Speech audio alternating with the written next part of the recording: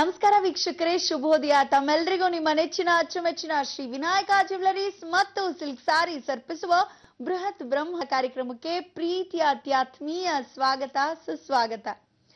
ಯಾವುದೇ ಒಂದು ಸಂಸ್ಥೆ ಏಳಿಗೆ ಕಾಣಬೇಕು ಅಂತ ಹೇಳಿದ್ರೆ ಅಲ್ಲಿನ ಮೇಲಧಿಕಾರಿಗಳು ಟೀಕೆ ಮಾಡುವವರನ್ನ ಸ್ವಾಗತಿಸಬೇಕು, ಹೊಗಳೆ ಭಟ್ರನ್ನ ದೂರವಿಡಬೇಕು ಅಂತ ಹೇಳ್ತಾ ಗುರೂಜಿ ಅವರನ್ನ ಕಾರ್ಯಕ್ರಮಕ್ಕೆ ಸ್ವಾಗತಿಸೋಣ.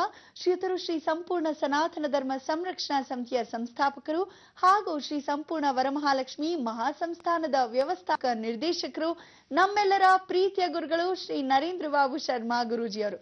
ಗುರುಜಿ ನಮಸ್ಕಾರ. ನಿಮ್ಗೆ ಬೃಹತ್ ಬ್ರಹ್ಮಾಂಡ ಕಾರ್ಯಕ್ರಮಕ್ಕೆ ಪ್ರೀತಿಯ ಸ್ವಾಗತ ಗುರುಜಿ. ನಮಸ್ಕಾರ. ನಮಸ್ಕಾರ ಗುರುಜಿ. ಇವತ್ತು ಶುಕ್ರವಾರ, ಜೊತೆಗೆ ವಿಶೇಷ ಮಾಹಿತಿ ಇದ್ದೇ ಇರತ್ತೆ ಅಂತ ಗೊತ್ತು. ಏನ್ ತಿಳಿಸ್ಕೊಡ್ತಿದ್ದೀರಾ ಇವತ್ತು? ಎಲ್ಲ ವೀಕ್ಷಕ ಬಾಂಧವರಿಗೆ ಪರಿಪೂರ್ಣವಾದ ನಮ್ಮ ನಿಮ್ಮೆಲ್ಲರ ಬ್ರಹ್ಮಾಂಡ ಲೋಕಕ್ಕೆ ದೈವಾನುಗ್ರಹ ಭಕ್ತ ಪ್ರಿಯರೇ, ಇವತ್ತಿನ ಬ್ರಹ್ಮಾಂಡ ಲೋಕದಲ್ಲಿ ಬಹಳ ವಿಶೇಷವಾಗಿರ್ತಕ್ಕಂಥ, ನಾವು ನೀವು ಇಲ್ಲದೆ ಇರತಕ್ಕಂಥ ಆ ದ್ವಾದಶಿ, ಮುಕ್ಕೋಟಿ ದ್ವಾದಶಿ. ಈ ಮುಕ್ಕೋಟಿ ದ್ವಾದಶಿ ಅನ್ನೋದು ಬ್ರಹ್ಮ ವಿಷ್ಣು ಮಹೇಶ್ವರರು ಕೈಲಾಸ ಬ್ರಹ್ಮಲೋಕ ವೈಕುಂಠದಲ್ಲಿ ಆಚರಿಸ್ತಕ್ಕಂಥ ಮುಕ್ಕೋಟಿ ದ್ವಾದಶಿ.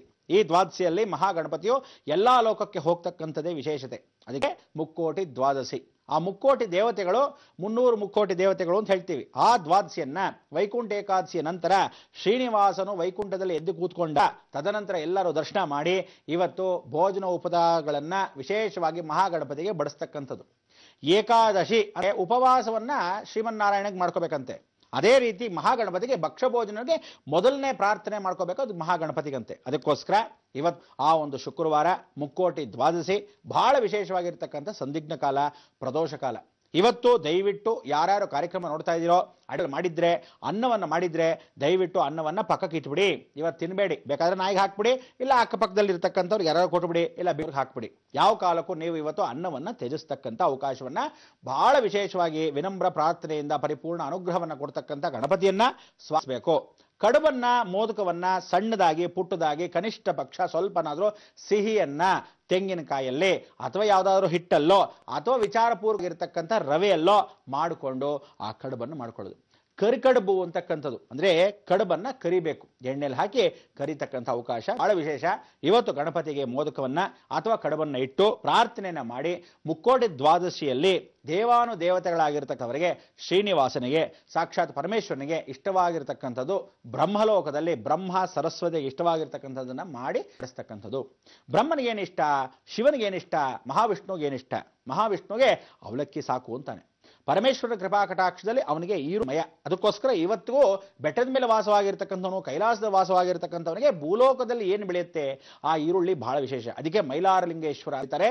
ಈರುಳ್ಳಿ ಹುಳಿ, ಈರುಳ್ಳಿ ಗೊಜ್ಜು, ಈರುಳ್ಳಿ ಚಟ್ನಿ, ಬಾ ಏನ್ ಚೆನ್ನಾಗಿರುತ್ತೆ ಅಂತೀರಾ. ಸಣ್ಣ ಪುಟ್ಪುಟಾಣಿ ಈರುಳ್ಳಿ, ಒಂದಷ್ಟು ಆಲೂಗಡ್ಡೆ ಹಾಕಿ, ಬೀನ್ಸ್ ಹಾಕಿ, ಏನ್ ರುಚಿಯಾಗಿರುತ್ತೆ. ರುಬ್ಬ ಹಾಕಿ ಮಾಡಿದ್ರೆ ಅಡಿಗೆ ಆನಂದವಾಗಿರುತ್ತೆ. ಪರಮೇಶ್ವರನ ಪ್ರಿಯವಾಗಿರ್ತಕ್ಕಂಥ ಈರುಳ್ಳಿಗೆ ಮೈಲಾರಲಿಂಗೇಶ್ವರ. ಇವತ್ತು ದೊಡ್ಡ ಬಾಣವಾರ ಅಂತಿದೆ ಅರಸೀಕೆರೆಯಿಂದ ಮುಂಭಾಗದಲ್ಲಿ, ಅಲ್ಲಿ ಮೈಲಾರಲಿಂಗೇಶ್ವರನ ಕ್ಷೇತ್ರ.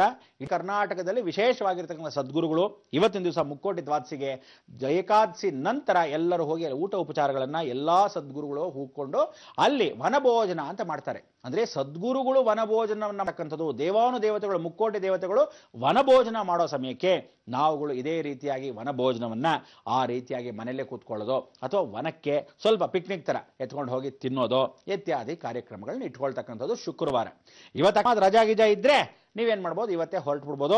ಆನಂದವಾಗಿ ಎಲ್ಲಾದ್ರೂ ವಿಹಾರದಲ್ಲಿ ಗಂಡ ಹೆಂಡತಿ ಮಕ್ಕಳ ಕುಟುಂಬ ಪರಿವಾರ ಸಮೇತವಾಗಿ, ನಿಮ್ಮ ಸ್ವಂತ ಹೆಂಡತಿ, ನಿಮ್ಮ ಸ್ವಂತ ಗಂಡ, ನಿಮ್ಮ ಮಕ್ಕಳ ಸಮೇತ ಕರ್ಕೊಂಡು ಹೋಗಿ ವಿಚಾರಪೂರ್ವಕವಾಗಿ ಊಟ ಉಪಚಾರ ಮುಗಿಸ್ಕೊಂಡು ಶನಿವಾರ ದಿವಸ ಹೀಗೆ ಮಳೆ ಗಾಳಿ ಬಹಳ ಚೆನ್ನಾಗಿರುತ್ತೆ. ಅದಾದ ನಂತರ ಭಾನುವಾರ ದಿವಸ ವಾಪಸ್ ಬರೆಯೋದು. ಈ ತರ ಮಾಡ್ಕೊಳ್ಳಿ. ವಿಶೇಷವಾಗಿರ್ತಕ್ಕಂಥ ಸಿದ್ಧಿ ಸಾಧನೆ ಮಾಡ್ಕೊಳ್ಳೋ ಸಾಧು ಸಂತರು ಯಾವತ್ತಾದ್ರೂ ವರ್ಷಕ್ಕೊಮ್ಮೆ ಈ ಮುಕ್ಕೋಟಿ ದ್ವಾದಶಿಗೆ ಹೋಗಿ ನೈವೇದ್ಯಗಳನ್ನು ಮಾಡ್ತಾರೆ.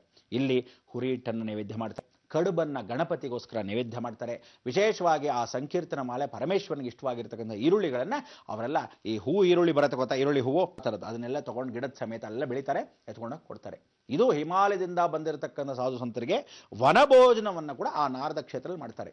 ಇದನ್ನ ನಾವು ನೀವು ಕಂಡಿರ್ತಕ್ಕಂಥ ರಾವಣ ಶಾಸನದಲ್ಲಿ ಬರೆದಿರ್ತಕ್ಕಂಥದ್ದು. ಅದಕ್ಕೆ ಉತ್ತರ ಭಾರತದಲ್ಲಿ ಯಾರ್ಯಾರು ಕಂಬರಾಮಾಯಣ ಓದ್ತಾರೋ ಅವರೆಲ್ಲರೂ ಈ ಶಾಸನವನ್ನ ಇವತ್ತಿಗೂ ಪ್ರಯೋಗಪೂರ್ವಕವಾಗಿ ಮಾಡ್ತಾರೆ. ಅದಕ್ಕೆ ಶೈವ ಧರ್ಮ, ವೀರಶೈವ ಧರ್ಮ, ವಿಶೇಷವಾಗಿ ವೈಷ್ಣವ ಧರ್ಮ ಇದನ್ನೆಲ್ಲ ಪಾಲಿಸ್ತಕ್ಕಂಥ ದೇವಿ ಪುರಾಣದಲ್ಲಿ ಕೂಡ ಈ ಒಂದು ಮಾತನ್ನು ಹೇಳ್ತಾರೆ. ಯಾಕೆ ಈ ದೇವಿ ಪುರಾಣದಲ್ಲಿ ಈ ವಿಚಾರ ಹೇಳ್ತಾರೆ ಅಂದರೆ, ಅಮ್ಮನವರಿಗೆ ಮೂಗ್ಬಟ್ಟು ಕಳೆದು ಹೋಗಿರತಕ್ಕಂಥದ್ದು. ಅವಳು ಯಾವಾಗಲೂ ಸಾಧಾರಣವಾಗಿ ಮೂಗ್ಬಟ್ಟು ಹಾಕೊಂಡೇ ಇರಲ್ಲ.